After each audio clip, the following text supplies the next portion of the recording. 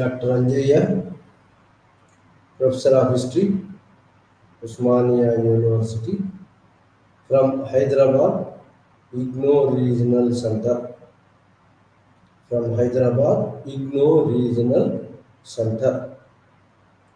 ఈరోజు ఈ లైవ్ ఛానల్లో BHIC 134 book History of India from 1707 to 1950 బుక్లో నుంచి యూనిట్ నెంబర్ 10 అదేంటంటే emergence and growth of nationalism in India. Emergence and growth of nationalism in India. మరి జాతీయ భావము భారతదేశంలో ఎలా ఆవిర్భవించింది, ఎలా పెరిగింది. Emergence and growth of nationalism in India.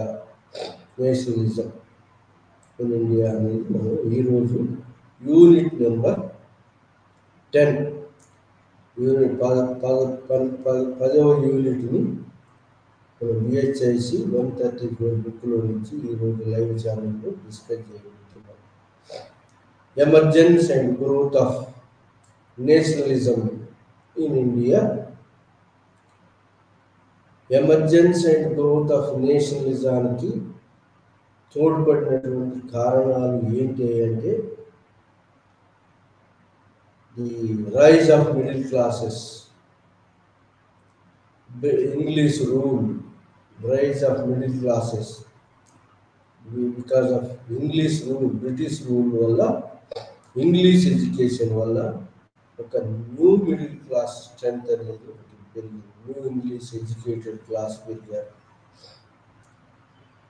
వాళ్ళు ఈ నేషనలిజం అనేటువంటి యొక్క భావము ఈ న్యూ క్లాసెస్, ఇది బ్రిటిష్ రూల్ వల్ల, బ్రిటిష్ పాలసీస్ వల్ల, British policy of new education, English education వల్ల ఒక న్యూ మిడిల్ క్లాస్ అనే వర్గం ఆవిర్భవించింది. ఆ న్యూ మిడిల్ క్లాస్ వర్గంలో డాక్టర్స్, లాయర్స్, మరి టెక్నీషియన్స్, ఒక కొత్త మిడిల్ క్లాస్ మధ్యతరగతి వర్గం ఆవిర్భవించింది బ్రిటిష్ రూల్ వచ్చి. మరి వాళ్ళు ఈ నేషనలిజం ఎమర్జెన్స్కు ఈ న్యూ మిడిల్ క్లాస్ గ్రూప్స్ మరి మొట్టమొదటి ఏం చేశారంటే వాళ్ళు బ్రిటిష్ రూల్కు అట్రాక్ట్ అయ్యి బ్రిటిష్ రూల్ గొప్పది అని చెప్పి అనుకున్నారు. ఇంగ్లీష్ ఎడ్యుకేషన్ అట్రాక్ట్ అయింది. ఇంగ్లీష్ ఎడ్యుకేషన్ స్కూళ్ళల్లో, కాలేజీలో చదువుకున్నారు కాబట్టి ఒక కొత్త మధ్యతరగతి వర్గం ఆవిర్భవించింది ఇంగ్లీష్ రూల్ వల్ల.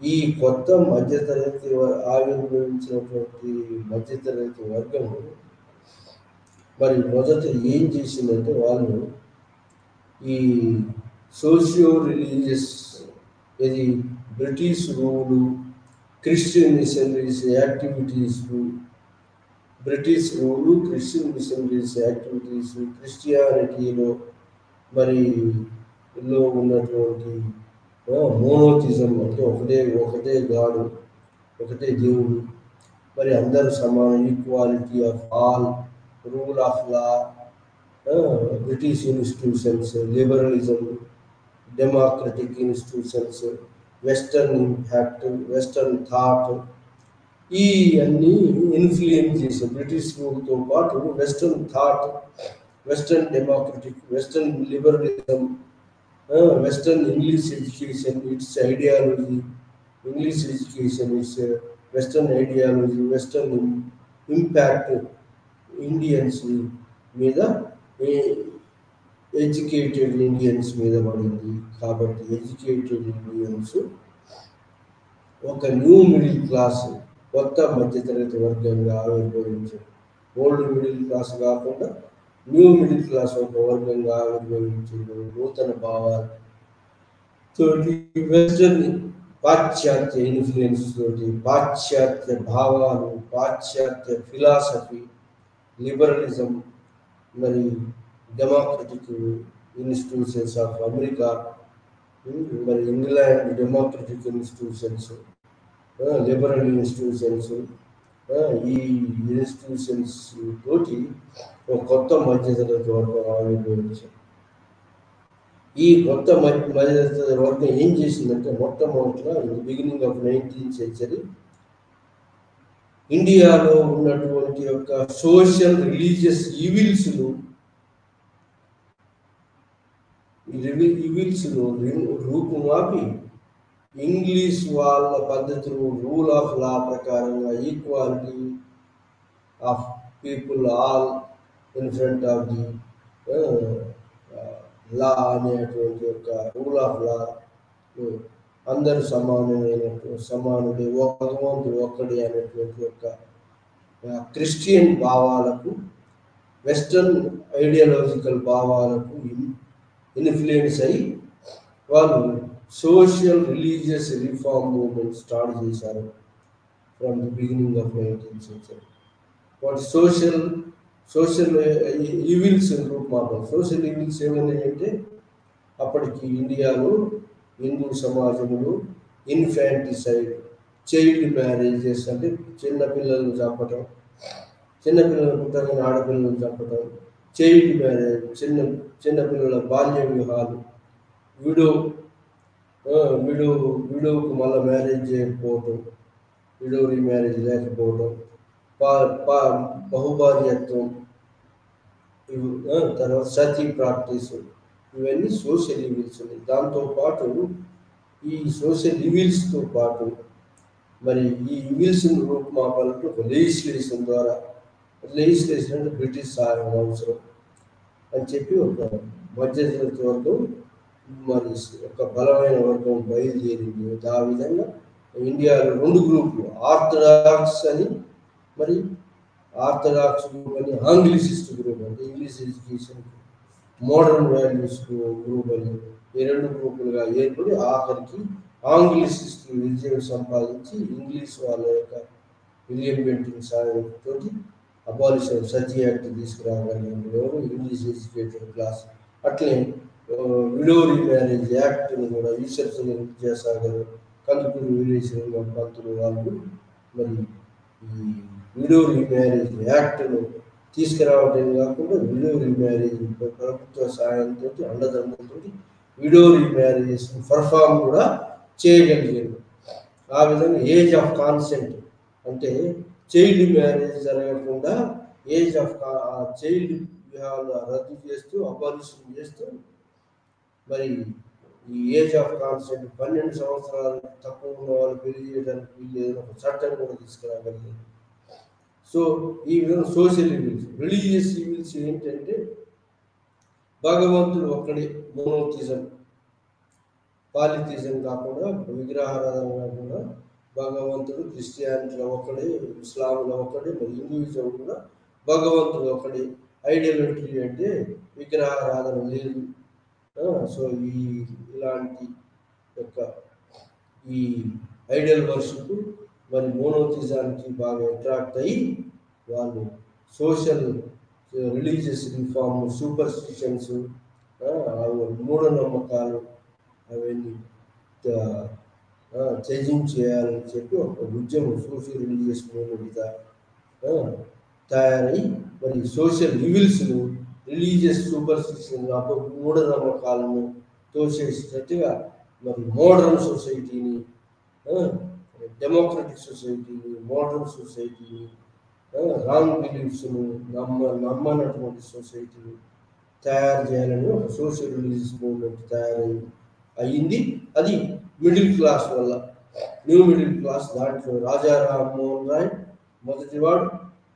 అతను సోషల్ రిలీజియస్ రిఫార్మ్ మూవ్మెంట్ కాకుండా మరి పొలిటికల్ ఆస్పెక్ట్లో ఇండియాలో యూనిటీ, ఇండియా అంతా యూనిటీగా ఉండాలి, ఇండియన్స్ అందరూ కూడా అని చెప్పి యూనిటీ, పొలిటికల్ యూనిటీ కూడా సాధించాలని చెప్పి మరి ప్రయత్నం చేసినటువంటి వాడు రాజా రామ్మోహన్ రాయ్. అట్లనే మరి మిగతా సోషల్ రిఫార్మర్స్ కూడా మరి అంత ఇండియా సోషల్ ఈవిల్స్ పోయి అందరూ యునైటెడ్ ఇండియాగా యునైటెడ్ యూనిటీ ఫీలింగ్ని క్రియేట్ చేయాలని చెప్పి సోషల్ రిఫార్మర్స్ జీవిజ్ఞాన సమాజం అవుతుంది, రిఫార్మర్స్ అనిబిసెంట్, తర్వాత ఆర్య సమాజిస్ట్, మరి దయానంద సరస్వతి ఇన్స్టిట్యూషన్స్, తర్వాత రామకృష్ణ మిషన్, సో బ్రహ్మ సమాజి, రాజా సమాజి,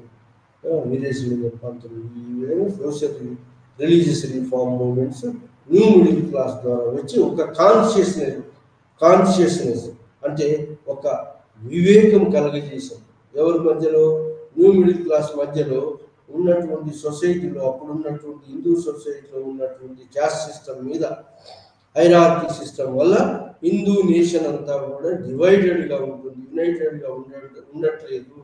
కాబట్టి క్యాస్ట్ అనేది పోవాలి, హైరార్కీ అనే అంతస్తులు పోవాలి, అందరూ సమానమైనటువంటి యూనిటీ ఫీలింగ్ క్రియేట్ చేయాలి అని ఈ యూనిటీ ఫీలింగే ఈ ఇండియన్ నేషన్ డివైడెడ్ నేషన్గా చేస్తుంది. ఈ డివైడెడ్ నేషన్ ఆసరాగా తీసుకొని ఇంగ్లీష్ వాళ్ళు పరిపాలన చేస్తున్నారు. కాబట్టి ఇండియాలో ఉన్న వాళ్ళందరినీ యునైటెడ్ ఒక పాత్ తీసుకురావాలని చెప్పి ఒక ఉద్యమం, న్యూ మిడిల్ క్లాస్ మూవ్మెంట్ బయలుదేరింది. అది సోషియో రిలీజియస్ రిఫార్మ్ మూవ్మెంట్ ద్వారా బయలుదేరి మరి అది పొలిటికల్గా మరి ఈ English education, British impact, western ideology, western thought ప్రభావంతో మరి పొలిటికల్ టర్న్ అయింది. ఆ విధంగా పొలిటికల్ టర్న్ అయ్యి నెమ్మదిగా ఈ న్యూ మిడిల్ క్లాస్ వాళ్ళు ఏం చేశారంటే, ఈ educated middle class literary activities, అంటే లిటరరీ యాక్టివిటీస్ వర్నాకులర్ ప్రెస్ ద్వారా లేదా మరి ఇంగ్లీష్ ప్రెస్, వర్నాకులర్ ప్రెస్ రెండు ఇండియన్ ఎడ్యుకేటెడ్ క్లాస్ మొట్టమొదటిసారి ప్రెస్ జర్నల్స్ ద్వారా అవేకనింగ్ తీసుకురావటం కాదు, యూనిటీని బిల్డప్ చేశారు. అమాంగ్ ది ఇండియన్స్ మధ్యలో ఒక యూనిటీని క్రియేట్ చేయాలని సోషల్ ఈవిల్స్, రిలీజియస్ ఈవిల్స్ ఎత్తిపోస్తూ మరి బ్రిటిష్ ఎక్స్ప్లైటేటివ్ పాలసీస్ను కూడా, బ్రిటిష్ వాళ్ళు కలోనియలిజం, ఇంపీరియలిజం పాలసీస్ను ఎండగడుతూ జర్నల్స్లో మరి ఆర్టికల్స్ పబ్లిష్ చేస్తూ బ్రిటిష్ వాళ్ళు ఎలా ఇండియాను ఎక్స్ప్లెయిన్ చేస్తున్నారు, ఇండియాలో ఉన్నటువంటి డిస్యూనిటీ ఏంటి, డిస్యూనిటీ అంటే క్యాస్ట్ సిస్టమ్ ఉంది కాబట్టి ఇండియన్స్ మధ్యలో యూనిటీ లేదు, ఆ అవకాశాన్ని తీసుకొని ఈ యూరోపియన్స్ ఎక్స్ప్లెయిన్ చేస్తున్నారు. వర్తక వ్యాపారానికి వచ్చినటువంటి యూరోపియన్స్ మరి నెమ్మదిగా వాళ్ళ పెట్టుబడి పెట్టి ప్లాంటేషన్స్లో పెట్టి మరి దాని తర్వాత మిగతా ఇండస్ట్రీస్లో పెట్టి వాళ్ళు ధనవంతులుగా మారటం, మరి న్యూ పాలసీస్, బ్రిటిష్ పాలసీస్ వల్ల వాళ్ళు మరి కొత్తగా వచ్చినటువంటి poor English educated middle class of the England బాగా రిచ్ కావటం, ఇండియాను ఒక colony of raw material exporting కంట్రీగా, ఫినిష్డ్ గూడ్స్ పర్చేజింగ్ కంట్రీగా మార్చింది. ఆ విధంగా ఇండియాను ఒక కాలనీగా, ఇంపీరియలిస్ట్ కాలనీగా, ఆ ఇంగ్లాండ్లో తయారైనటువంటి వస్తువులను ఇక్కడ అమ్ముకునేటట్టుగా, ఇక్కడ పండినటువంటి పంటలు అంతా కూడా రా మెటీరియల్ అంతా ఇంగ్లాండ్ మిషనరీస్కు ఎక్స్పోర్ట్ చేసేటువంటి దేశంగా, రా మెటీరియల్ ఎక్స్పోర్టింగ్ దేశంగా మార్చింది. ఈ విధంగా ఇండియాను ఒక కాలనీగా మార్చిందే తప్ప ఇండస్ట్రియలైజేషన్ జరగలేదు. ఇండస్ట్రియలైజేషన్ ఇండియాలో ఇంక తర్వాత ఫస్ట్ స్టేజ్ ఆఫ్ మర్కెంటల్ ఎక్స్ప్లైటేషన్, తర్వాత ఫైనాన్షియల్ ఫ్రీ ట్రేడ్ పాలసీ, ఆ తర్వాత ఫైనాన్షియల్ ఇన్వెస్ట్మెంట్ కూడా పెట్టారు. దాంట్లో ముఖ్యంగా ప్లాంటేషన్లో పెట్టారు, తర్వాత రైల్వేస్లో పెట్టారు. ఆ విధంగా మళ్ళీ వాళ్ళ ఇండస్ట్రీస్ బాగా అభివృద్ధి చెందడానికి తోడ్పడింది ఈ ఇన్వెస్ట్మెంట్. సో ఆ విధంగా ఈ యొక్క ఇండియాలో ఉన్నటువంటి యొక్క డిస్యూనిటీ మరి హైరార్కీ క్యాస్ట్ సిస్టాన్ని ఆసరగా తీసుకొని ఇండియన్స్ డివైడ్ చేస్తూ బ్రిటిష్ పాలసీస్, ఎక్స్ప్లోయిటేటివ్ పాలసీస్, ఇక్కడ సంపాదించినటువంటి యొక్క ట్యాక్సెస్ కానీ, ల్యాండ్ రెవెన్యూ కానీ, మరి మిగతా ట్యాక్సెస్ ద్వారా సంపాదించిన ధనాన్ని అంతా కూడా దేనికి స్పెండ్ చేస్తుందంటే మిలిటరీకి, వాళ్ళ బ్యూరోక్రసీ మీద స్పెండ్ చేస్తుంది. కానీ ఇండియాలో ఇండియన్స్ పబ్లిక్ కండిషన్స్ మెరుగుపరచడం కోసం కానీ, అగ్రికల్చర్ మెరుగుపరచడానికి కానీ, మరి ఇండియాలో ఇండస్ట్రీస్ స్థాపించడానికి కానీ, ఇండస్ట్రీస్కి అవసరమైన ఐరన్ అండ్ స్టీల్ కర్మాగారం ఓపెన్ చేయడానికి కానీ ఏ దానికి ఉపయోగించుకోకుండా వాళ్ళ యొక్క ఇంపీరియల్ ఇంట్రెస్ట్ అయినటువంటి సైన్యం మీద, బ్యూరోక్రసీ మీద వచ్చిన ధనాన్ని అంతా పెట్టుబడిగా పెడుతుంది. ఆ విధంగా బ్రిటిష్ ఇంపీరియల్ రూల్ను బాగా స్ట్రెంథెన్ చేస్తుంది. ఈ దాన్ని పసిగట్టినటువంటి యొక్క న్యూ మిడిల్ క్లాస్ తమ యొక్క పత్రికల ద్వారా, తమ యొక్క ఇంగ్లీష్ పత్రికల ద్వారా, తమ యొక్క వర్నాకులర్ పత్రికల ద్వారా ఈ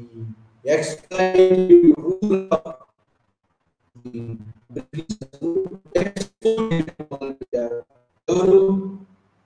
Indian journalist, Indian press, vernacular press and national press or English press అయినటువంటి ఇండియన్స్ పనిచేసేటువంటి ప్రెస్ లో ఈ యొక్క ఏ విధంగా ఇండియాను ఇంగ్లాండ్ ఎక్స్ప్లైట్ చేస్తుంది అనేటువంటి దాన్ని ఈ ఎక్స్ప్లైటేటివ్ పాలసీస్ దాదాపు ఆర్సి దత్, మహాదేవ్, గోవిందరానాడే, ఈ మిగతా వాళ్ళందరూ కలిసి వీళ్ళందరూ ఈ యొక్క జర్నల్స్ ద్వారా, ఈ యొక్క ఆర్టికల్స్ ద్వారా, పాంప్లెంట్స్ ద్వారా బ్రిటిష్ రూల్, ఎక్స్ప్లైటేటివ్ రూల్ను మరి పైకి ఎలుగొత్తి పైకి చాటడం మొదలుపెట్టింది. ఇది ఈ విధంగా ఒక కాన్షియస్నెస్ క్రియేట్ చేసింది. ఎవరి మధ్యలో? ఇండియన్ పీపుల్స్ మధ్యలో. బ్రిటిష్ వాళ్ళు ఎంతసేపు ఇండియాను దోసుకుంటున్నారు. దాదాపు RC Dutt, Mahadev, గోవిందరానాడే economic policies of బ్రిటిష్ను, the mercantile policy అని, free trade policy, లెసెస్ fair policy అని, ఫైనాన్షియల్ క్యాపిటల్స్ పాలసీలో కూడా ఇండియాను ఏ విధంగా ఎక్స్ప్లైట్, 3 స్టేజ్ల్లో ఎలా ఎక్స్ప్లైట్ చేసింది. Poverty, an British rule in India. British rule కన్నా ముందు పావర్టీ లేదు, మరి బ్రిటిష్ రూల్ తర్వాత పావర్టీ వచ్చింది. ఇండియాలో పావర్టీ, పేదరికం వచ్చింది. పావర్టీ లేదు అంతకుముందు. Drain of India's wealth into England, ఇవన్నీ కూడా థియరీస్. మరి ఈ అన్నిటిని మరి ఎండగట్టాలంటే ఇండియన్స్ అంతా యునైటెడ్గా ఉండాలి. యునైటెడ్గా ఉండాలంటే మరి యునైటెడ్గా ఉండాలని చెప్పి, united is strength, divided is weakness. అందుకోసం చెప్పి ఈ ప్రెస్ ద్వారా, ఇండియన్ ప్రెస్ ద్వారా, ఇండియన్ ఆర్టికల్స్ ద్వారా, పాంప్లెంట్స్ ద్వారా, ఫోరమ్స్, పబ్లిక్ ఫోరమ్స్ ద్వారా మరి బ్రిటిష్ పాలసీస్ను ఎండగడుతూ pamphlets, dialogues, discussions, forums, meetings, conferences conduct చేశారు. ఇదే కాకుండా ఇంకా ఏంటంటే అసోసియేషన్స్ కూడా స్థాపించారు. ఇది ఈ ఇండియన్స్ కూడా బ్రిటిష్ మోడల్ లాంటి అసోసియేషన్స్, ఆల్ ఇండియా అసోసియేషన్స్ స్థాపించారు. అలాంటి అసోసియేషన్స్ ఏంటి అంటే లార్డ్ రిప్పన్ ఇల్బర్టిబుల్ కాంట్రవర్సీ వచ్చింది. రిప్పన్ ఏం చేశారంటే ఈ ఇండియన్ జడ్జెస్ కూడా ఈక్వల్ ఆపర్చునిటీస్ ఇచ్చాడు. ట్రయల్ ఇంగ్లీష్ క్రిమినల్స్ను ట్రయల్ చేయడానికి, అంటే వాళ్ళను ఎగ్జామిన్ చేయడానికి ఇండియన్ జడ్జెస్ పవర్ ఇస్తే దానికి అగెనెస్ట్గా ఆల్ ఇండియాలో ఉన్నటువంటి 0.05% ఉన్నటువంటి ఇంగ్లీష్ ఈ యూరోపియన్స్ ఒక అసోసియేషన్గా, ఆల్ ఇండియా అసోసియేషన్గా, all India European defence association ఒకటి ఏర్పాటు చేసి, ఆ మైక్రోస్కోపిక్ స్ట్రెంత్ ఉన్నటువంటి వాళ్ళు ఆల్ ఇండియా ఆర్గనైజేషన్ ఒకటి ఏర్పాటు చేసి యూరోపియన్స్ డిఫెన్స్ అసోసియేషన్ ఏర్పాటు చేసి లార్డ్ రిప్పన్ వైస్రాయ్ పోస్టును మరి ఇక్కడి నుంచి వైస్రాయ్ ఇంగ్లాండ్ మళ్ళా తిరిగి పంపించేటట్టు చేశారు. అంత ఫోర్స్ఫుల్గా ఆల్ ఇండియా ఆర్గనైజేషన్ తయారైంది. సో అది ఒక ఆల్ ఇండియా ఆర్గనైజేషన్. అలానే మరి ఇండియన్స్ కూడా బ్రిటిష్ మోడల్లో ఆల్ ఇండియా ఆర్గనైజేషన్స్ ఉన్నట్టయితే ఆల్ ఇండియా లెవెల్లో ఒక ప్రెషర్ గ్రూప్స్గా పనిచేసి ఎక్స్ప్లైటేటివ్ రూల్ ఆఫ్ బ్రిటిష్ వాళ్ళను ఎండగట్టవచ్చు, లేదా ఇండియన్స్ యొక్క గ్రీవియన్సెస్ ఎక్స్ప్రెస్ చేయవచ్చు ఒక ఆర్గనైజేషన్ ద్వారా. ఆ విధంగా రెండవది మిడిల్ క్లాస్ వాళ్ళు. మిడిల్ క్లాస్ ఏంటంటే ఒకటో జర్నల్స్ పబ్లికేషన్స్ ద్వారా కాన్షియస్ తీసుకురావటం, పాంప్లెట్స్ డిస్కషన్ ద్వారా. రెండవది ఏంటి ఆర్గనైజేషన్. మొదటి బ్రిటిష్ మోడల్ ఆర్గనైజేషన్ మొట్టమొదటి అంటే the Bengal landlords association. Landlords అంతా ఒక అసోసియేషన్గా ఏర్పడ్డారు. Bengal landlords associations. Zamindars landholders zamindars association, landlords association ఒకటి ఏర్పడింది. తర్వాత ఇంకోటి బెంగాల్లోనే బెంగాల్ బ్రిటిష్ ఇండియన్ అసోసియేషన్ అని ఇంకోటి ఏర్పడింది. అట్లానే మద్రాస్ మహాజన సభ ఒకటి, ఆల్ ఇండియా మద్రాసులో ఆర్గనైజేషన్ ఒకటి ఏర్పడి అది ఆల్ ఇండియా ఆర్గనైజేషన్గా తయారైతుంది. ఇది మద్రాస్ మహాజన సభ. మరి రెండవ కాన్ఫరెన్స్ మరి ఈ యొక్క ఆల్ ఇండియా మద్రాస్ మహాజన సభగా కాన్ఫరెన్స్ కండక్ట్ చేయబోతుంది. అట్లనే పూణే అట్లనే ఇండియన్ అసోసియేషన్. అట్లనే సురేంద్రనాథ్ బెనర్జీ అనేవాడు Indian ICS officer, removed from the service, ICS service, because అతను ఏదో ఐసిఎస్ ఆఫీసర్గా ఉండి ఇండియన్స్ మెయిల్ చేస్తుందని చెప్పి ఆ ఒక బ్రిటిష్ గవర్నమెంట్ అతను ఈ ఐసిఎస్ సర్వీస్ నుంచి డిస్మిస్ చేసింది. అతను 1872లో ఏం పెట్టాడంటే 1872లో ఇండియన్ అసోసియేషన్ అని పెట్టాడు. ఆ విధంగా by 1850s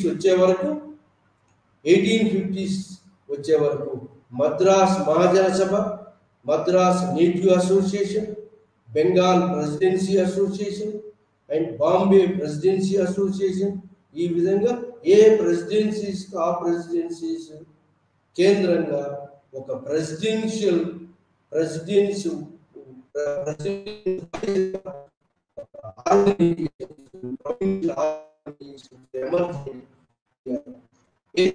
English model organisations ఒకటి ఎమర్జీ. అది మద్రాస్ మహాజన సభ అనుకోండి, మద్రాస్ నేటివ్ అసోసియేషన్ అనుకోండి, మరి Bengal presidency association, Bombay presidency association. అట్లనే పూణేలో పూనా సార్వజనిక సభ 1862లో పూనా సార్వజనిక సభ. ఆ విధంగా పూనా సార్వజనిక సభ ఆల్ ఇండియా ఆర్గనైజేషన్గా ఎమర్జ్ అవుతుంది. అట్లనే మద్రాస్ నేటివ్ అసోసియేషన్ కూడా మద్రాస్ మహాజన సభ ఆల్ ఇండియా ఆర్గనైజేషన్గా అది కూడా ఎమర్జ్ కావడం జరుగుతుంది. సో అదే విధంగా మరి ఈ పూనా సార్వజనిక సభ కూడా ఆల్ ఇండియా ఆర్గనైజేషన్గా ఎమర్జ్ కావాలని ప్రయత్నాలు చేస్తుంది. ఇలాంటి టైంలో 1872లో ఇండియన్ అసోసియేషన్ అని సురేంద్రనాథ్ బెనర్జీ పెట్టాడు. అది కూడా సెకండ్ కాన్ఫరెన్స్ బెంగాల్లో all India Bengal conference second conference 1883లో all India wide conference conduct చేసింది. ఈ విధంగా all India wide organisations emerge కావడానికి బేస్ ఏర్పడింది. అలాంటి టైంలో ఇల్బర్ట్ బిల్ కాంట్రవర్సీ రావటం, యూరోపియన్స్ అందరూ కూడా యూరోపియన్ డిఫెన్స్ అసోసియేషన్గా మరి వాళ్ళు ఒక ఆర్గనైజేషన్ ఫామ్ చేసుకొని మరి లార్డ్ రిప్పన్ వైస్రాయ్ పోస్ట్ నుంచి తొలగించే అటువంటి ప్రెషర్ గ్రూప్గా తయారు కావడం అనేది ఇండియన్స్ ఎంతోమంది ఇండియన్స్ రిప్పన్కి సపోర్ట్ చేసినా కూడా రిప్పన్ మరి పదవి గండం నుంచి తప్పించలేకపోయినారు. ఆ విధంగా మేల్కొన్నటువంటి ఇండియన్ ఎడ్యుకేటెడ్ క్లాసెస్ ఇక ఆల్ ఇండియా ఆర్గనైజేషన్ అయితేనే దీనికి సరి అయిన ఆన్సర్. ఇది ఇంగ్లీష్ వాళ్ళు ఒక వాళ్ళ యొక్క ఎక్స్‌ప్లాయిటేషన్‌కు బుద్ధి చెప్పాలంటే, వాళ్ళ యొక్క ఇన్‌ఫ్లుయెన్స్‌ను తగ్గించాలనుకుంటే, మరి ఇండియన్ అందరిని ఒక తాటి మీదకి నడిపించాలనుకుంటే ఆల్ ఇండియా ఆర్గనైజేషన్స్ అనేవి ఉండాలని చెప్పి బయలుదేరినాయి. మద్రాస్ నేటివ్ అసోసియేషన్ మద్రాస్ మహాజన సభగా సెకండ్ కాన్ఫరెన్స్ కూడా జరిగింది మద్రాసులో. అదేవిధంగా Indian association Suryanarayana Banerjee Indian national conference 1883లో కలకట్టాలో జరిగింది. సో ఈ విధంగా మరి ఆల్ ఇండియా ఆర్గనైజేషన్స్ ఎమర్జ్ అయ్యాయి. ఇలా ఆల్ ఇండియా ఆర్గనైజేషన్స్ ఎమర్జ్ అయ్యేటప్పుడు మరి పూణేలో పూనా సార్వజనిక సభ అంటే టైంలో మరి ఇలాంటి ఆల్ ఇండియా ఆర్గనైజేషన్స్ ఎమర్జ్ అవుతున్నాయి. సో ఆ విధంగా ఎడ్యుకేటెడ్ మిడిల్ క్లాస్ అందరూ కూడా ఒక ఆర్గనైజ్డ్ ఫామ్గా బ్రిటిష్ రూల్కు కౌంటర్గా ఒక ఆర్గనైజ్డ్గా ఈ ఇంగ్లీష్ ఎడ్యుకేటెడ్స్ వాళ్ళందరూ తయారవుతుంది. కాబట్టి మరి అప్పుడున్నటువంటి గవర్నర్ జనరల్ ఎవరంటే లార్డ్ డఫరిన్, అప్పుడు ఉన్నటువంటి గవర్నర్ జనరల్ లార్డ్ డఫరిన్ ఏం చేశారంటే హేవోయూ అనేటువంటి ఒక ఇంగ్లీష్ ఐసిఎస్ ఆఫీసర్ను మరి ముందుకు నడిపించి, ఎక్కడ ఉన్నాడు ఇతను మహారాష్ట్రలో ఉన్నాడు, సో ఇతన్ని ముందుకు నడిపించి మరి ఆ విధంగా ఒక ఇండియన్ అసోసియేషన్ ఆల్ ఇండియా ఆర్గనైజేషన్గా ఎమర్జ్ కాకుండా, Madras native association all India organisation emerge కాకుండా మరి ఈ యొక్క మరి ఈ విధంగా ఆల్ ఇండియా ఆర్గనైజేషన్ను పూణేలో జరపాలనుకున్నారు. మొట్టమొదటి పూణేలో జరపాలనుకున్నటువంటి all India Indian national Congress సెషన్ను పూణేలో జరపాలనుకున్నారు. కానీ పూణేలో ప్లేగ్ వల్ల ఆ పూణే నుంచి దాన్ని బేస్ను బాంబేకి షిఫ్ట్ చేశారు. Bombay December 29, 30th, 31st. So ఈ లాస్ట్ 3 daysలో బాంబేలో ఈ యొక్క all India Indian national Congress 1885లో ఎమర్జ్ అయింది. దీనికి వెనక ఉన్నటువంటి వాళ్ళు ఎవరయ్యా అంటే lord Dufferin, the then governor general. మరి దీనికి తెర వెనుక ఉండి ముందుకు నడిపించినటువంటి వాడు డఫరిన్ అయితే, దాన్ని ఆర్గనైజేషన్గా ఎమర్జీ కావడానికి తోడ్పడినటువంటి వాడు హేవోయూ English civil servant, retired civil servant. అతనికి ఇండియన్స్ అంటే కొంచెం ప్రేమ ఎక్కువ కాబట్టి ఇండియన్స్ అందరినీ కూడా ఒక త్రాటి మీదికి నడిపిస్తే 1857 రివోల్ట్ లాంటి రివోల్ట్ మళ్ళీ జరగదు. ఇండియన్స్ యొక్క గ్రీవియాన్సెస్ను వాళ్ళ యొక్క గ్రీవియాన్సెస్ తెలుసుకోవడానికి ఒక ఆల్ ఇండియా ఆర్గనైజేషన్ ఉండాలి. అలా ఉన్నట్టయితే 1857 రివోల్ట్ లాంటి పెద్ద రివోల్ట్ను రాకుండా వాళ్ళ యొక్క గ్రీవియాన్సెస్ను వాళ్ళకు ఉన్నటువంటి ఈది బాధలను గవర్నమెంట్ ఎప్పటికప్పుడు తెలుసుకొని వాటిని రిమూవ్ చేయడానికి ప్రయత్నం చేసి కంట్రోల్ చేసుకోగలుగుతుంది గవర్నమెంట్ అనే ఉద్దేశంతో హేవోయూ ఒక grievances cell, educated middle class యొక్క grievances cell, united all India grievances cell లాంటిది ఒకటి ఏర్పాటు చేసినట్టయితే 1857 రివోల్ట్ లాంటి రివోల్ట్ జరిగి మరి ఇంగ్లాండ్ గవర్నమెంట్ యొక్క అథారిటీని క్వశ్చన్ చేయటం, లార్జ్ స్కేల్ వైలెన్స్ జరగదు. కాబట్టి ఇలా వాళ్ళ యొక్క గ్రీవియాన్సెస్ తెలిపేటువంటి ఒక ఆర్గనైజేషన్, ఒక బలమైన ఆర్గనైజేషన్ ఉండటం మంచిది. దానివల్ల ప్రభుత్వము వాళ్ళ గ్రీవియాన్స్ తెలుసుకొని ఎప్పటికప్పుడు వాళ్ళ యొక్క అవసరాలను తీరుస్తూ పబ్లిక్ సెంటిమెంట్, గవర్నమెంట్ అగెనిస్ట్ ఉన్న సెంటిమెంట్ను కంట్రోల్ చేస్తూ పరిపాలన చేయవచ్చు అనే ఉద్దేశంతో డఫరిన్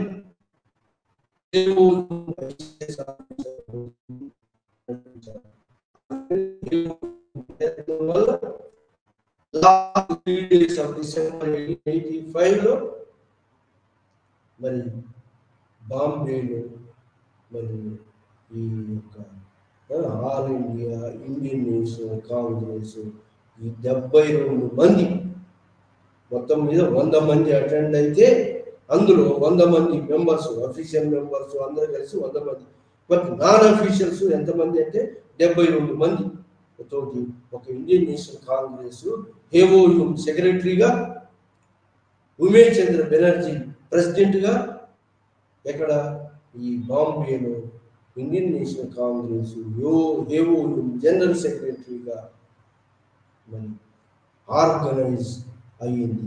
ఆ విధంగా ఆల్ ఇండియా బాడీ ఒకటి ఆర్గనైజ్ అయింది. ఎందుకు ఆర్గనైజ్ అయింది ఆల్ ఇండియా బాడీ అంటే all India bodies already organise అవుతున్నాయి. మద్రాస్ మహాజన సభ ఆల్ ఇండియా ఆర్గనైజేషన్ గా రూపొందబోతుంది.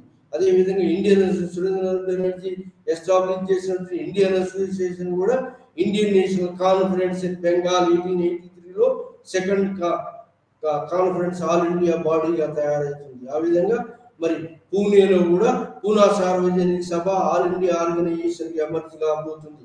సో ఈ విధంగా ఆల్ ఇండియా ఆర్గనైజేషన్స్ ఎమర్జ్ అయ్యేటువంటి ఇండియన్స్ చేతిలో ఎమర్జ్ అయ్యేటువంటి యొక్క ఆల్ ఇండియా ఆర్గనైజేషన్ ముఖ్యంగా Surendranath Banerjee removed from the civil service so that అతను ఒక టెర్రరిస్ట్గా భావించి అతని ఆర్గనైజేషన్ను మరి ప్రివెంట్ చేయడానికి, మెటీరియలైజ్ కాకుండా చూడడానికి హేవోయూమ్ అడ్డు పెట్టుకుని డఫరిన్ ఎంకరేజ్ వల్ల ఒక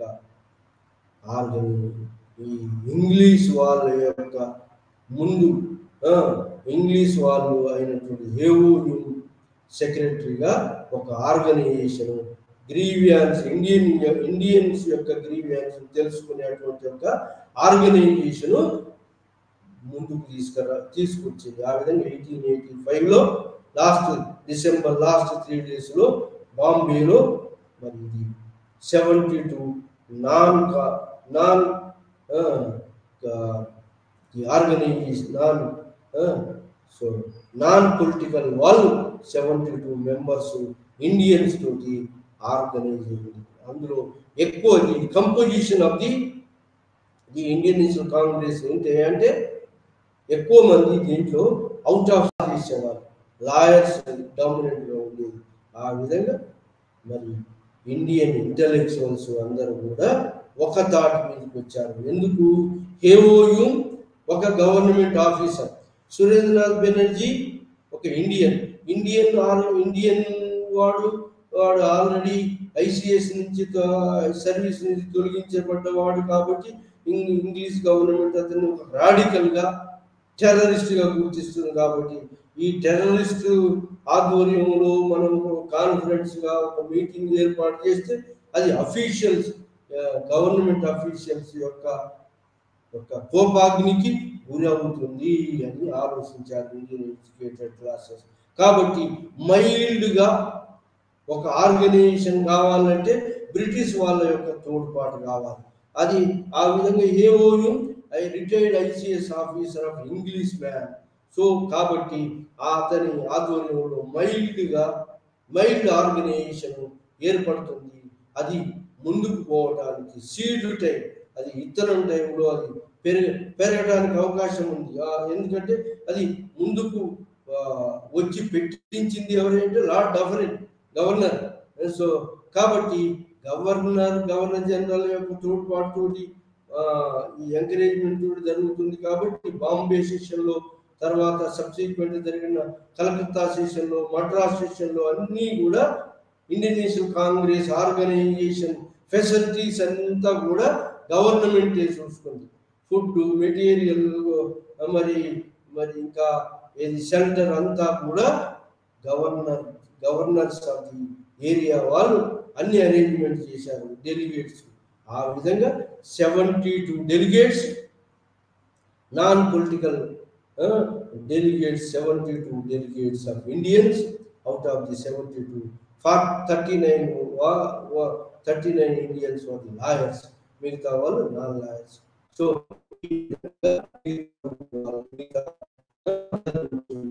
ఈ లాయర్స్ మెజారిటీగా ఉన్నటువంటి ఒక Indian all India Indian national Congress దీని మీద 3 థియరీస్ ఉన్నాయి. ఇది అఫీషియల్ కాన్స్పిరసీ ద్వారా అఫీషియల్ కుట్ర, వాళ్ళ సేఫ్టీ రూల్ కోసం అఫీషియల్స్ ఇంగ్లీష్ మ్యాన్ అయినటువంటి యొక్క ఈ హెవోయూన్ వల్ల, ఇది డఫరిన్ ఎంకరేజ్ వల్ల, ఇది ఈ అఫీషియల్ కాన్స్పిరసీ ఈ Surendranath Banerjee all India conference break చేయడం కోసం, అది మెటీరియల్స్ కాకుండా దాన్ని బ్రేక్ చేసి మైల్డ్ ఆర్గనైజేషన్ వాళ్ళ సేఫ్టీ రూల్ కోసం వీళ్ళు ఒక కుట్రతోటి ఈ యొక్క ఆర్గనైజేషన్ ఏర్పాటు చేశారు అనేటువంటిది అఫీషియల్ కాన్స్పిరసీ కుట్ర అని ఇది ఒక అపవాదం ఉన్నది. అయినప్పటికీ ఏదేమైనా ఇది ఇండియన్స్ కూడా మనం అనుకున్నారు ఏంటంటే ఇది గవర్నమెంట్ యొక్క ప్రోత్సాహంతో జరుగుతుంది కాబట్టి మొదటి స్టేజ్లో గవర్నమెంట్ యొక్క తోడ్పాటు ఉండటమే మంచిది, ఒక ఆర్గనైజేషన్ బిల్డప్ అవుతుంది. లేదంటే మొట్టమొదటిలో ఆ ఆర్గనైజేషన్ ప్రభుత్వ యంత్రాంగం యొక్క కోపాగ్ని గురి అయితే అది మొదట శిశువు బడ్ స్టేజ్లో అది నలిచివేయబడుతుంది, తొక్కివేయబడుతుంది. కాబట్టి ఇది చాలా మెరుగు అని చెప్పి ఇలా అఫీషియల్ తోటి ఆర్గనైజ్ కావడం మంచిదని చెప్పి ఇండియన్ ఎడ్యుకేటెడ్ క్లాస్ కూడా భావించారు.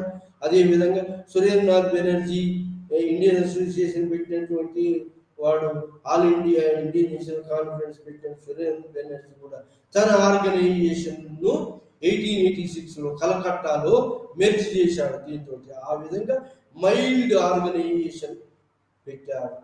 ఒకటి ఆర్గనైజేషన్ ఆల్ ఇండియా బాడీ ఒకటి ఆర్గనైజ్ కావడం జరిగింది.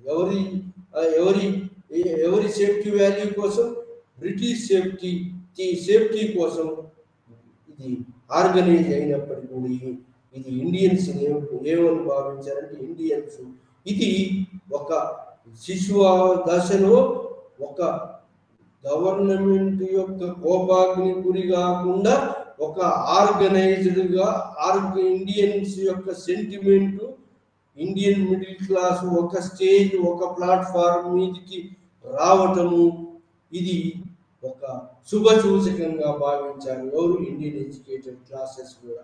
ఆ విధంగా సురేంద్రనాథ్ బెనర్జీ కూడా అతను తన ఆర్గనైజేషన్ దీంట్లో మెర్జ్ చేయగలిగింది. సో ఆ విధంగా ఒక all India Indian national Congress 1885లో ఎమర్జ్ అయ్యి 1885లో బాంబేలో, 1886లో కలకత్తాలో, 1887లో మద్రాసులో ఇండియన్ నేషనల్ కాంగ్రెస్ ఆర్గనైజేషన్. ఆ విధంగా ఇండియన్ నేషనల్ కాంగ్రెస్ కు ఒక పర్మనెంట్ బాడీ అంటూ ఏది లేదు. ఎవ్రీ ఇయర్ డిసెంబర్లో ఆ మెంబర్స్ అందరూ సమావేశమవుతారు. వాళ్ళు సమావేశమై ఏం చేస్తారంటే వాళ్ళు ఒక పిటిషన్స్ రాసుకొని డిస్కషన్ ఫోరం ఏర్పాటు చేసి రెజల్యూషన్స్ తీర్మానం చేసి రెజల్యూషన్స్ను గవర్నమెంట్ ముందుకు పెడుతున్నారు. ఈ విధంగా ఎర్లీ కాంగ్రెస్లో ఉన్నటువంటి మెంబర్స్ ఏంటంటే వాళ్ళు constitutional method, prayer, petition, begging method, petition method, British rule providential rule గొప్పది. కాబట్టి బ్రిటిష్ రూల్లో ఇంగ్లాండ్లో పార్లమెంట్ రూల్ ఉంది. అట్లాంటి పార్లమెంట్ రూల్ కూడా ఇక్కడ కూడా ఇంట్రొడ్యూస్ చేస్తారు. అది గొప్పది. బ్రిటిష్ రూల్ అనేది చాలా గొప్పది, మన ఇండియన్స్ను పైకి తీసుకొస్తుంది అని చెప్పి నమ్మారు. ప్రొవిడెన్షియల్ రూల్, జస్టిస్ రూల్ అని చెప్పి అనుకున్నారు. ఆ విధంగా ఎక్స్ప్రెస్ ఎర్లీ కాంగ్రెస్ ఆర్గనైజేషన్ వాళ్ళు ఏం మెథడ్ ఫాలో అయ్యారు? Constitutional method, prayer, petition, discussion, pass resolutions pass చేసి ఈ రెజల్యూషన్స్ను పిటిషన్ ద్వారా, రిప్రజెంటేషన్ ద్వారా గవర్నమెంట్ సబ్మిట్ చేయడం. ఈ విధంగా మెథడ్ ఏంటి constitution method, prayer, petition method, every year conference conduct చేయడం. ఇయర్లీ ఒక చోట ఒక పర్మనెంట్ బాడీ లేదు, కానీ కాన్ఫరెన్స్ ఇయర్ కాన్ఫరెన్స్లలో సో స్ట్రెంత్, ఆర్గనైజేషన్ స్ట్రెంత్ అయింది, మెంబర్స్ ఎక్కువైంది. ఆ విధంగా ఇండియన్ కాంగ్రెస్ మరి ఎన్నో బ్రాంచెస్గా ఆవిర్భవించింది. అట్లానే ఇండియన్ కాంగ్రెస్ ప్రొవిన్షియల్ ఆర్గనైజేషన్స్ వచ్చాయి, ప్రావిన్స్ ఆర్గనైజేషన్ వచ్చాయి. ఇట్లా ఇండియన్ కాంగ్రెస్ యాన్యువల్ సెషన్స్ ద్వారా మరి annual meeting, discussion, petition, prayer ద్వారా మరి వాళ్ళ ఇండియన్స్ యొక్క గ్రీవియన్సెస్, ఇండియన్స్ పబ్లిక్ యొక్క డిమాండ్స్ మరి బ్రిటిష్ గవర్నమెంట్ గవర్నర్ ముందు, గవర్నర్ జనరల్ ముందు, మరి గవర్నర్స్ ముందు, మరి అట్లా ఇంగ్లీష్ పార్లమెంట్, ఇంగ్లాండ్లో కూడా ఒక కమిటీ ఆఫ్ ఇంగ్లాండ్ లండన్ దాదాపు ఆధ్వర్యంలో కమిటీ ఆఫ్ లండన్ ఆధ్వర్యంలో, ఇంగ్లాండ్లో కూడా committee of London, Indian committee of at London ఒకటి ఏర్పాటు చేసి బ్రిటిష్ ఇంగ్లాండ్ పార్లమెంట్లో ఈ పిటిషన్ సబ్మిట్ చేయటం. అట్లాంటి రూల్ ఇండియాలో కూడా తీసుకురావాలని చెప్పి దాదాపు ఆధ్వర్యంలో మరి బ్రిటిష్ పార్లమెంట్లో ఇండియన్ ఇష్యూస్ రిప్రజెంట్ చేయటం. ఆ విధంగా ఇండియన్ ఇష్యూస్ను ఇండియన్స్ కౌన్సిల్ వాళ్ళు ఏం డిమాండ్ చేశారంటే మోడరేట్స్, దీన్ని మోడరేట్స్ పద్ధతి అంటారు. ఎర్లీ ఇండియన్ కాంగ్రెస్ మోడరేట్స్ అంటారు. మోడరేట్స్ అంటే constitution method, prayer, petition method, మరి బెగ్గింగ్ మెథడ్. కాబట్టి moderates method, constitution method, peaceful method ద్వారా మరి సాధించుకోవడం మెథడ్. ఇది ఈ మెథడ్ 1885 నుంచి 1905 దాకా ఫాలో అయింది. ఇది ఈ మోడరేట్స్ ఏంటి డిమాండ్ చేశారంటే, వీళ్ళు డిమాండ్స్ ఏంటి మరి ఇంగ్లాండ్ లో ఉన్నటువంటి యొక్క కాన్స్టిట్యూషనల్ రిప్రజెంటేటివ్, ఇండియన్ రిప్రజెంటేటివ్స్ ఈ గవర్నర్ జనరల్ కౌన్సిల్ లో ఇండియన్ రిప్రజెంటేటివ్స్ ఇంక్లూడ్ చేయాలి. ఇంకా ICS ఎగ్జామినేషన్ ఇండియాలో ఇంగ్లాండ్ లో కూడా ఒకేసారి కండక్ట్ చేయాలని చెప్పి మరి ఇండియన్స్ కూడా ICS సర్వీసులు. సో ఆ విధంగా మోడరేట్స్ అప్పీల్స్ ద్వారా ఆల్ ఇండియా ఆర్గనైజేషన్ ఒక పెద్ద ఆర్గనైజేషన్గా ఆల్ ఇండియా మెంబర్స్ ఎక్కువైనరు. మరి అన్ని ప్రావిన్సెస్ కు ఈ కాంగ్రెస్ ఆర్గనైజేషన్ వచ్చింది. ఆ విధంగా 20 years 1885 to 1905 దాకా ఇలానే మరి బ్రిటిష్ రూల్, గొప్ప రూల్. అట్లాంటి యొక్క పార్లమెంటరీ వ్యవస్థ ఇండియాలో మరి స్థాపించాలి. రిప్రజెంటేటివ్ ఇన్స్టిట్యూషన్స్ ఇండియాలో కూడా స్థాపించాలి నెమ్మదిగా. మరి అమెరికాలో మరి అమెరికన్ వార్ ఆఫ్ ఇండిపెండెన్స్ ద్వారా without representation there is no authority to taxation over the Indians. అలాంటి స్లోగన్స్ కూడా మొదలుపెట్టారు by 1904. ఆ విధంగా 20 years every conference, every provincial ఏరియాలో కాన్ఫరెన్స్ జరిగి కప్పల్లాగా మరి మొత్తుకోవటం, discussion, forums, dialogues, discussion, representations, petitions, మరి డిమాండ్స్ అన్ని ముందర పెట్టినా కూడా ఏమి సాధించలేదు. 20 ఏళ్ళు ఒక్క కౌన్సిల్స్ 1892 కౌన్సిల్స్ యాక్ట్ ఒక్కటి తీసుకురాగలిగారు. అది కూడా కొంతమంది Indian representatives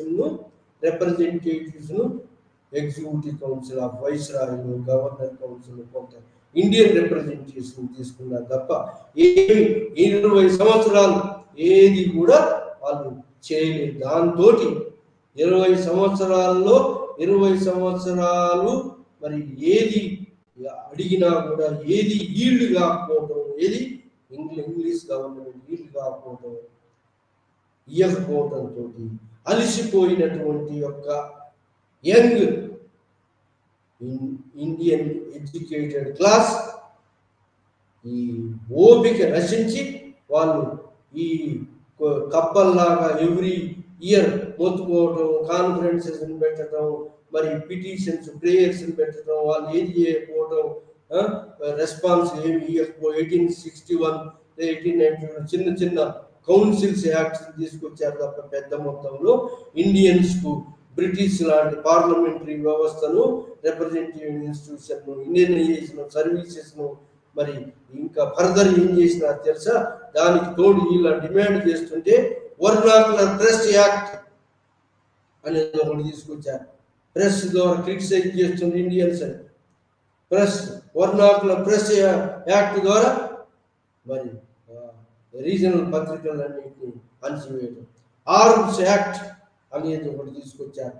so defence acts అనేది ఒకటి తీసుకొచ్చారు. ఈ విధంగా అణచివేత చర్యలు చేపడుతున్నారు తప్ప ఏమి యొక్క గ్రీవియాన్సెస్ ఎన్ని ఎక్స్ప్రెస్ చేసినా కూడా, కాన్స్టిట్యూషన్ మెథడ్ తోటి ఎన్ని ఎక్స్ప్రెస్ చేసినా ఏమి ఈల్డ్ కాకపోవడంతో young intellectuals of the group 3 groups of intellectuals, ఒకటి మహారాష్ట్ర గ్రూప్ బాలగంగాధర్ తిలక్, మరి బెంగాల్ గ్రూప్ లీడ్ చేసినటువంటి వాడు అంటే బిపిన్ చంద్ర పాల్, అరవింద్ ఘోష్, మరి పంజాబ్ ఏరియా నుంచి లీడ్ చేసిన వాడు లాలా లజపత్ రాయ్, అజిత్ సింగ్, వీళ్ళు ఎక్స్ట్రీమిస్ట్ అంటే ఎక్స్ట్రీమ్ మెథడ్స్. ఈ మెథడ్స్ కాన్స్టిట్యూషన్ మెథడ్స్ ఇక వర్కౌట్ కావు. ఈ కృష్ణ కుమార్ మిత్ర అని సంజీవని పత్రికలో బైకాట్ సొల్యూషన్ అని అన్నారు. బైకాట్ చేస్తేనే, బైకాట్ అండ్ స్వదేశీ Swaraj 1895లో, Balgangadhar Tilak 1893లో, Ganesh festival 1895లో, Shivaji festivals. So ఆ విధంగా పాపులరైజ్ చేస్తూ మరి ఈ యొక్క పబ్లిక్ అట్రాక్ట్ చేస్తూ ప్రెషర్ ప్రాక్టీస్ వల్ల తోటి బ్రిటిష్ వాళ్ళు లొంగిపోతారు. కానీ ఈ విధంగా మరి ఈ petition prayer constitution method work out కావట్లేదు. 20 years వేస్ట్ అయింది. మరి ఇలా మరి 20 years మెథడ్స్, మరి 20 years కాన్స్టిట్యూషన్ మోడరేట్స్ డిమాండ్స్ ఏవి వాళ్ళు సాధించలేకపోవటము, ఆ డెస్పరేట్స్ డిస్గస్ట్ గురి అయినటువంటి young educated class group of the class from the Maharashtra under Balagangadhar Tilak, from the Bengal Bipin Chandra Pal and Aurobindo Ghosh, and from Punjab Lajpat Rai and Ajit Singh group వాళ్ళు ఎక్స్ట్రీమిస్ట్గా తయారై బైకాట్ అండ్ స్వదేశీ కృష్ణ కుమార్ పత్రిక, సంజీవని పత్రిక నుంచి మొట్టమొదటి బైకాట్ చేయాలి, ఇంగ్లీష్ గూడ్స్ను బైకాట్ చేయాలి, స్వదేశీ గూడ్స్ను పర్చేజ్ చేయాలి అనేటువంటి boycott and swadeshi passive resist the selling of British goods, Manchester goods. ఆ యొక్క boycott and swadeshi Vande Mataram song, Mataram mother country, Vande Mataram, salute to the mother country అనే ఒక కొత్త సాంగ్ తీసుకొచ్చి బైకాట్ అండ్ స్వదేశీ అనేటువంటి ఒక ఐడియాలజీ రగులుతుంది అప్పటికే. సో ఆ మెథడ్. సో ఈ లోపున ఏమైంది, ఈ లార్డ్ కర్జన్ వచ్చాడు. లార్డ్ కర్జన్ రాగానే బెంగాల్ను 2గా డివైడ్ చేయాలని 1903 నుంచే అతను తెర మీద తీసుకొచ్చాడు. దాంతో మరి ఈ Indian national Congress organisation 1903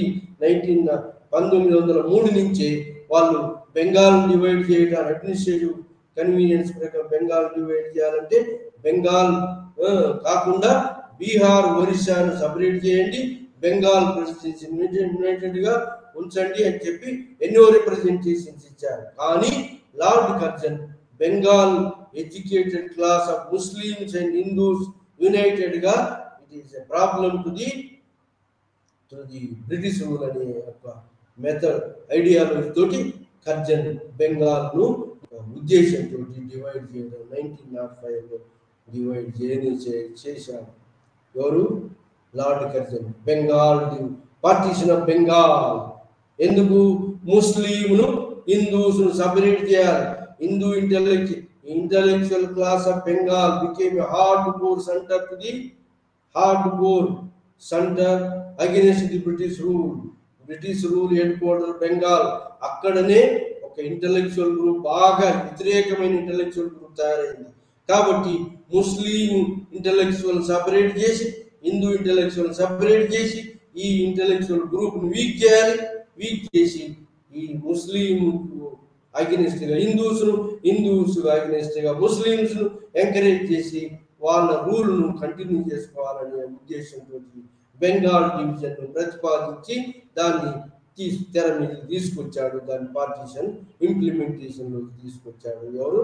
lord Curzon. British parliament అనుమతితోటి ఇంప్లిమెంటేషన్ కూడా 1905లో ఇంప్లిమెంటేషన్ లోకి తీసుకొచ్చాడు. దాంతో ఇమీడియట్ గా ఏం జరిగిందంటే ఈ middle class, moderate middle class method తోటి large agitations, public meetings in the town hall of Bengal Calcutta, public meetings, educations, మరి రిహార్సల్స్, రిసెంట్మెంట్, వాళ్ళకి అగెనిస్ట్ గా ఎడ్యుకేషన్స్ మొదలు పెట్టారు. కానీ ఆ ఎడ్యుకేషన్స్ రక్షాబంధన్, రవీంద్రనాథ్ ఠాగూర్ రక్షాబంధన్ అంటే బ్రదర్హుడ్, ముస్లిమ్స్ హిందూస్ ఒకటే అని చెప్పి, అందరూ బ్రదర్హుడ్ అని చెప్పి, మరి ఇది ఈ గంగాలో స్నానం చేయటం, గంగా హోలీ బాత్ చేయటం, రక్షాబంధన్ చేయటం, ఆ విధంగా యూనిటీని ఎక్స్ప్రెస్ చేయాలని చెప్పి మరి బెంగాల్ యూనిటీని ఎక్స్ప్రెస్ చేయటం, వందే మాత్రం అనే సాంగ్ పాపులారిటీ తీసుకురావటం, ఆ విధంగా దేశమంతా కూడా ఇది మరి క్యాంపెయిన్ చేయటం. బిపిన్ చంద్ర పాల్, మరి అరవింద్ ఘోష్, మరి సో అదేవిధంగా లజపతి రాయ్, బాలగంగాధర్ తిలక్ ఆల్ ఓవర్ ఇండియాలో దీన్ని క్యాంపెయిన్ చేస్తే దీనికి అగెనిస్ట్ గా మరి బ్రిటిష్ వాళ్ళు సప్రెషన్, వందే మాతరం సాంగ్ బైకాట్ చేశారు, ప్రొహిబిషన్ చేశారు. వందే మాతరం సాంగ్ను ప్రొహిబిట్ చేశారు. ఆ సాంగ్ ప్రొహిబిట్ చేయడం కాకుండా ఈ సాంగ్ వాడిన వాళ్ళందరినీ కూడా స్టూడెంట్స్ రెస్ట్రిక్ట్ చేయటం, మరి ఇంప్రిజన్ చేయటం, మరి బ్యూరోక్రసీ వాళ్ళు ఎవరైతే ఇండియన్ ఇంటలెక్చువల్స్ ను మరి రెస్ట్రిక్ట్ చేయటం లేదా ఉద్యోగాలను తొలగించడం, ఈ విధంగా సప్రెసివ్ మెథడ్స్ ను ఫాలో కావటం మొదలుపెట్టారు. ఇది ఈ యొక్క anti partition education, Bengal anti partition education, swadeshi boycott, burn the foreign shops, foreign cloth selling shops, picketing in front of the liquor, foreign liquor and foreign cloth. So ఆ విధంగా national education and schools, colleges, national stores, khadi, purchase of the national khadi cloth and charaka cloth, khadi kaddar topi. So ala khadi cloth, Swadeshi, purchasing of Swadeshi, boycotting the foreign, burn the foreign education, spearheaded ga all over India, in spite of suppression, repression, and restriction, and putting the educators into the prison, అయినప్పటికీ కూడా continue అవుతూ వస్తుంది. ఇది ఈ యొక్క extremist action,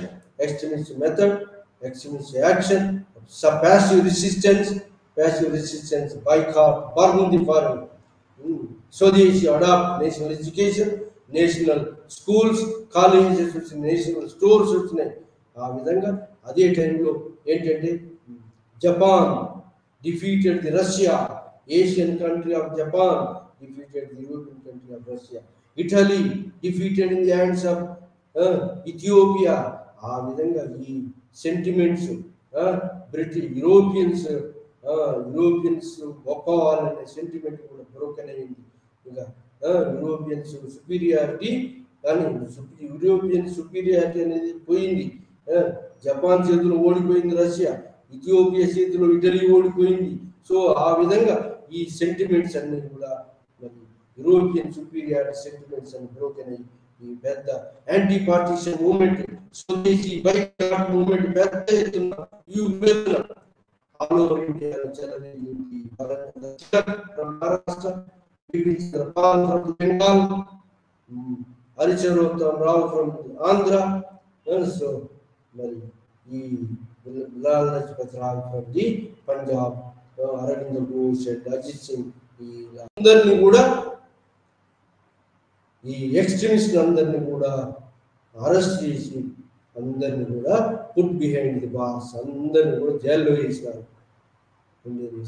young educated classes extremist అంటే radical methods ఎవరైతే అవలంబించి the boycott స్వదేశీ ఫ్యాషన్ రెసిస్టెన్స్ మూవ్మెంట్ చేసినారు, వాళ్ళందరూ అరెస్ట్ చేసి పుట్ ది బిహైండ్ బార్స్. ఆ టైంలో మరి ఎలా ఇలాంటి టైంలో బై 1908 అందరినీ కూడా లాలా లజపత్ రాయ్ మరి బాలగంగాధర తిలక్ను అరెస్ట్ చేసి మండలి జైలుకు పంపారు. బిపిన్ చంద్రపాల్ కూడా మరి జైల్లో వేశాడు. అరవింద్ ఘోష్ రిటైర్డ్ అయినాడు పాలిటిక్స్ నుంచి. అజిత్ సింగ్ కూడా జైల్లో పంపించారు. అందరినీ కూడా ఎక్స్ట్రీమిస్ట్ లీడర్స్ ఎక్స్ట్రీమ్ గా ఫాలో అయినటువంటి లీడర్స్ అందరినీ కూడా జైల్లో వేయడం తోటి ఆ టైంలో రెవల్యూషనరీ మూవ్మెంట్ వచ్చింది. రెవల్యూషనరీ మూవ్మెంట్ అంటే ఇలాంటి టైంలో యంగ్ ఎడ్యుకేటెడ్ క్లాస్ ఓపిక నశించి బాంబు తోటి ఎవరైతే బాలగంగాధర తిలక్ను మండలి జైలుకు పంపారో ఈ అఫీషియల్స్, బ్రిటిష్ అఫీషియల్స్ ఇండియన్స్ యొక్క బాధలకు కారణమవుతున్నారు. ఆ అఫీషియల్ చంపటం దేని ద్వారా, బాంబులు వేయటం ద్వారా చంపాలని నిర్ణయించారు. బాంబు కల్ట్ రెవల్యూషన్ ఆర్గనైజేషన్స్ మరి వెళ్తున్న పెళ్ళుడికి ఎక్కడ బెంగాల్లో, మహారాష్ట్ర బెంగాల్లో, ఎక్కడ బెంగాల్లో అన్సూలన్ సమితి ఫ్రమ్ కలకత్తా, బెంగాల్లో అన్సూలన్ యంగ్ యుగాంతర్ ఫ్రమ్ కలకత్తా, అన్సూలన్ సమితి from the Dhaka, Abhinav Bharat from Maharashtra. ఈ విధంగా రెవల్యూషనరీ ఆర్గనైజేషన్స్ పుట్టుకొచ్చి ఆ బాంబు చేతపట్టి వాళ్ళు బ్రిటిష్ ఆఫీసర్స్ ఎవరైతే ఇండియన్స్కు మరి ఇండియన్ ఎడ్యుకేటర్స్కు తీవ్రమైన నష్టాన్ని కలిగించిన వాళ్ళ మీద బాంబులు వేయడం జరిగింది.